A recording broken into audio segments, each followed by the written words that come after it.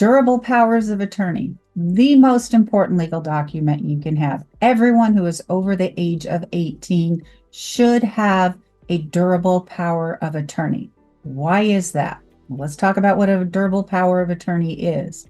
It is the way that you put in writing who will be your decision maker in case you can't be your decision maker.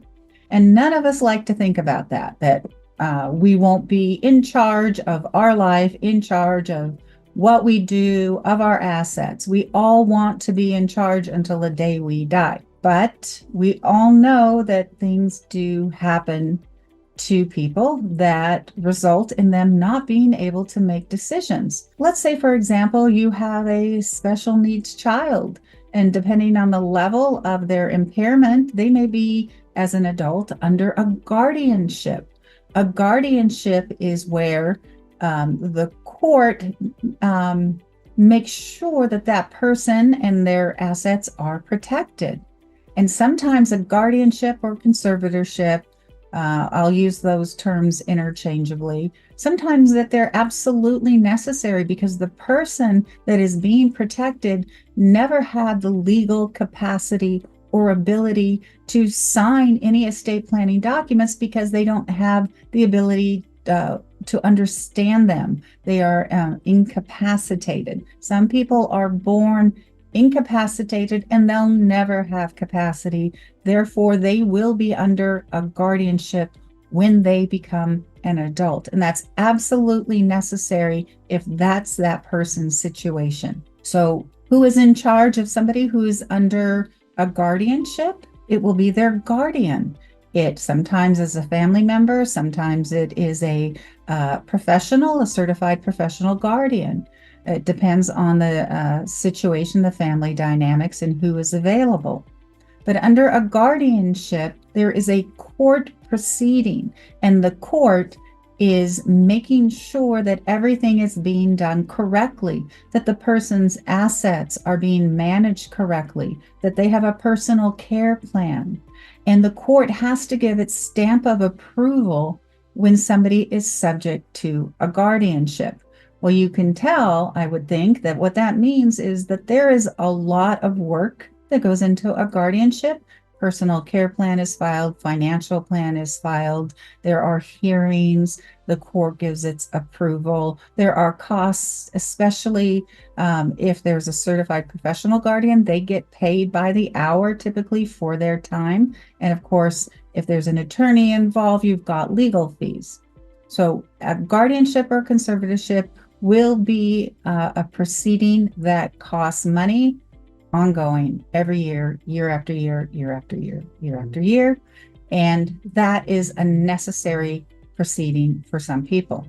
However, if you are somebody that has legal capacity, that means that you understand what is being said, that you can make decisions for yourself, that you are a capable person, and this is a broad standard here, that you can sign your own legal documents. You can sign legal documents that you prepare yourself or that you get online, or that you pay, online $500 for, or maybe better yet, that you went to an attorney who can give you legal advice. So if you are a person who is capable of signing legal documents, I hope that if you are over the age of 18, you have done so. And again, and I get back to what are the most important legal documents you can sign: your durable powers of attorney. Your durable powers of attorney will grant authority to somebody else to step in and be your voice if you cannot be your own voice, if you cannot make your own decisions.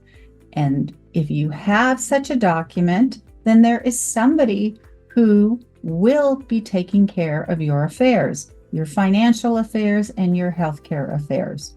If you don't have these documents in place, and should you lose capacity, then you will be subject to a court-ordered guardianship, conservatorship, as I earlier explained, that proceeding which is necessary for people who don't have capacity, don't have legal capacity.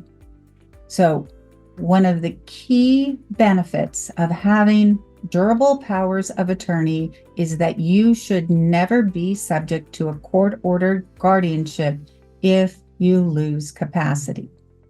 We all know there's many ways to lose capacity. For some, it could be Alzheimer's, or it could be some form of dementia.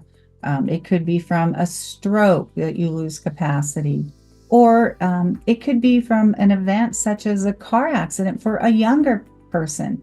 I know not a whole lot of younger people think, oh, I need estate planning, I need durable powers of attorney. For one thing, younger people believe themselves to be invincible, as is what we expect with people who perhaps are in their 20s or 30s.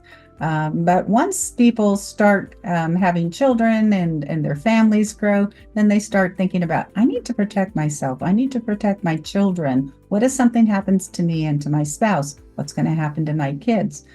So at some point in time, people do start thinking, I should look into estate planning documents. Make sure that when you look into estate planning documents, you don't go to an attorney that says, oh, all you need is a will. Because if they tell you that, they are wrong, unequivocally wrong. You need the living document. So if somebody says all you need is a will, that's bad advice. So the durable powers of attorney, why are they called durable? The word durable actually is really important. Durable means that this legal document that you have signed will continue in effect even after you've lost capacity. That's the reason you have this document. Therefore, it should be durable.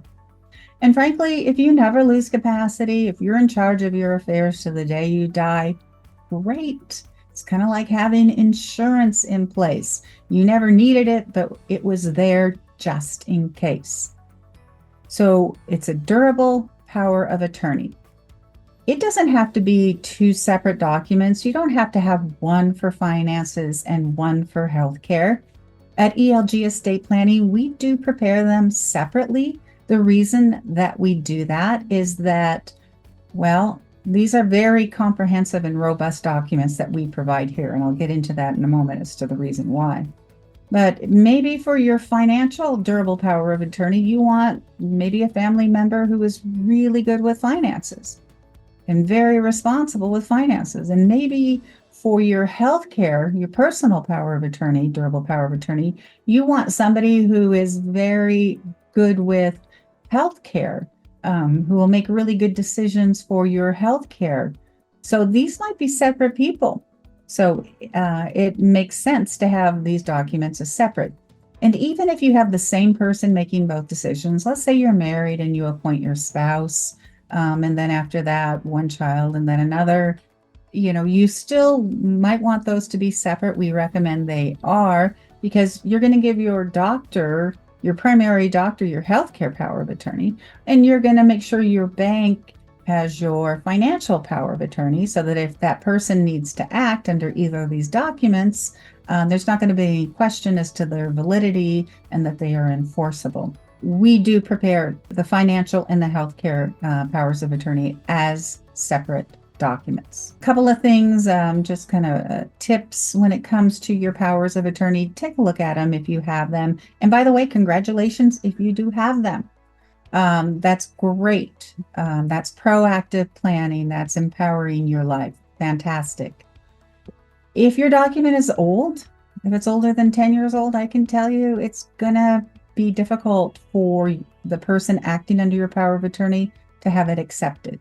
If it's under 5 years or older, less problematic, but it still could be. I mean, sometimes you hear attorneys say, oh, you have to update it every 2 years. I don't agree with that, but I do recognize the validity of the point, which is the older the power of attorney is, the less likely it will be accepted, for example, by a financial institution.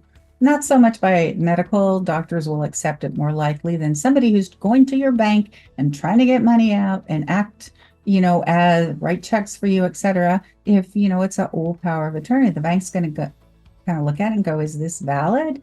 Is this the most recent one? So the newer it is, the better. Typically, That's not always anything an attorney says. It's not always 100% always better if it's newer, not necessarily, especially if the person had it, maybe a family member came in and there's something called battling powers of attorney. Family member takes somebody to a lawyer, gets it done. The next family member gets something online and has the person sign it because the person's really lack capacity. That's a whole nother problematic area that I'm not going to spend too much time on. But what I want you to know is that at least review your estate planning documents every 5 years. That's a good rule of thumb, every 5 years. If there are problems with your power of attorney being accepted by a financial institution, the attorney who drafted it can prepare what's called an affidavit about the validity of the document. And having that affidavit is going to make it much more likely that the financial institution will accept the power of attorney. So all of these powers of attorney are great to have. You need to have them. We hope you never use it. But if you use it, if it's going to be used, it's because you lack capacity. And if you lack capacity, if you want to stay out of the court, if you don't want your personal affairs, your financial affairs to be part of the state court-run system, you need to have good, durable powers of attorney.